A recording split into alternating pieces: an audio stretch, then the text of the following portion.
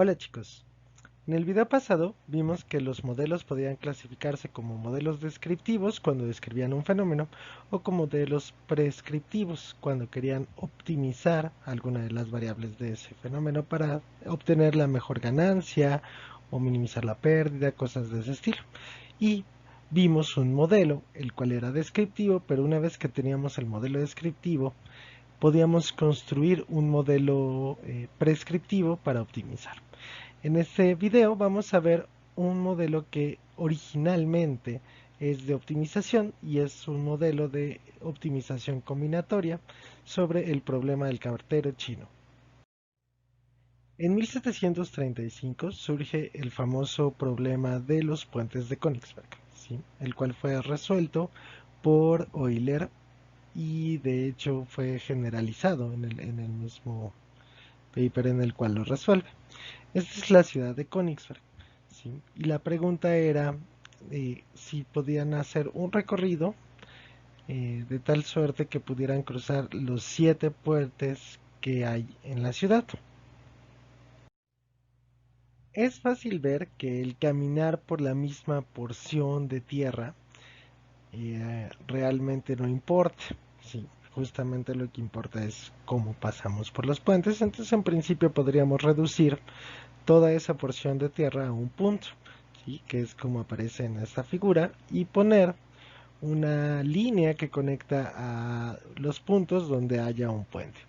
¿Sí? Y esto es justamente lo que define o lo que se conoce como una gráfica. Y más allá de entrar en el formalismo de que es una gráfica, vamos a pensar que es un conjunto de vértices, que son los puntos, y de aristas, que son las líneas que conectan a esos puntos, a parejas de puntos. Un camino es una sucesión de vértices adyacentes. Entonces, por ejemplo, aquí tendríamos un camino que va del vértice de abajo, luego al de en medio, al de arriba, al de en medio de nuevo y luego al de la derecha, ¿sí? Y vamos a decir que una gráfica es conexa si entre cualquier par de vértices hay un camino. Un paseo va a ser un camino que no repite aristas. Por ejemplo, aquí tendríamos el paseo que va de aquí para acá, y luego para acá, regresa por la otra arista y luego va al vértice de la derecha.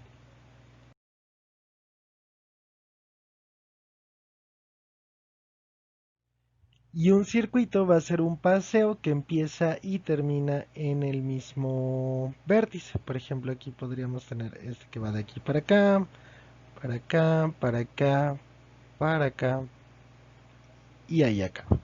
¿Sí? Y ese empieza y termina en el mismo vértice y además no repite aristas. Vamos a decir que un circuito es euleriano si pasa por todas las aristas. Entonces, como podemos notar en el problema con el que empezamos, sobre cómo cruzar los puentes, es equivalente ese problema a encontrar un circuito euleriano en esa gráfica. Si uno puede encontrar un circuito euleriano, es decir, un circuito que pasa por todas las aristas, entonces podría cruzar todos los puentes sin repetir. Si bien el problema de los puentes de Königsberg es un problema que es históricamente bonito, las aplicaciones reales y actuales de la teoría de los circuitos eulerianos usualmente involucran gráficas como redes de calles. En este ejemplo, al del lado izquierdo aparece un conjunto de calles y vamos a poner un vértice en cada una de las esquinas y una arista por donde van las calles. Entonces, imaginemos que tenemos un camión de basura y bueno, vamos a querer recolectar la basura de todas esas calles. Vamos a suponer que las calles son de doble sentido, para hacerlo más sencillo, sin embargo ese es un supuesto fuerte que después se puede cambiar. Y vamos a suponer además que solo se necesita recorrer una vez la calle para recoger la basura que hay en ambos lados.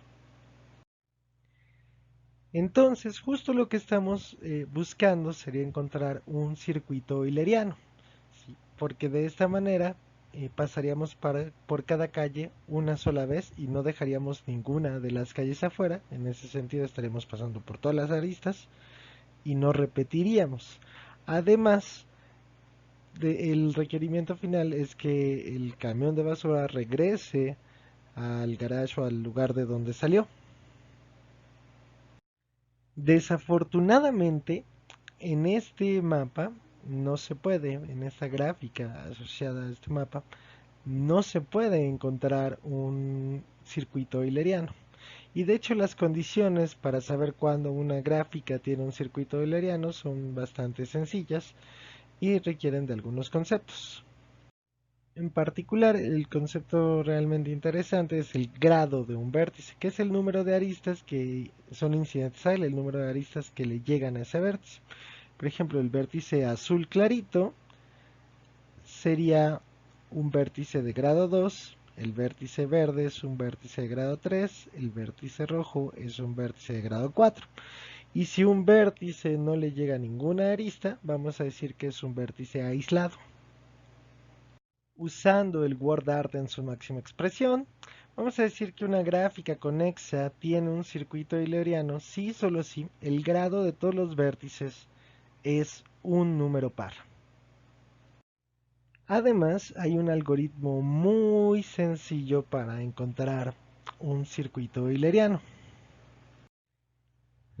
Para hacer este algoritmo es bastante sencillo. Partimos de un cierto vértice, el que sea, y nos vamos moviendo, en principio aleatoriamente, sobre las aristas de sus vecinos, de tal manera que no repitamos alguna arista que ya tocamos. Por ejemplo, aquí nos podríamos ir del 2 al 1, del 1 al 3, del 3 al 4, al 4 al 5, el 5 al 6, el 6 al 3 y el 3 al 2. Y uno puede mostrar que siempre que hace este procedimiento, cuando acaba va a regresar a el vértice con el que empezó. Esto siempre y cuando todos los vértices tengan grado par. Entonces checamos, si no es un circuito euleriano, entonces hay algún vértice que tiene aristas que no hemos recorrido. Entonces como que quitamos todas las aristas que ya recorrimos y ahora nos fijamos en la gráfica que queda y volvemos a hacer lo mismo. Aquí por ejemplo empezamos del 4, vamos al 2, al 5, al 7, al 6, al 4 y construimos un nuevo ciclo donde de nuevo un nuevo circuito en el cual regresamos al vértice en el que iniciamos. Ahora, para pegar estos dos circuitos, lo que vamos a hacer es nos vamos a fijar en el 4, en este caso, que fue el vértice inicial y final del segundo ciclo, del segundo circuito, y vamos a buscar dónde aparece en el primer circuito, que sería justo aquí.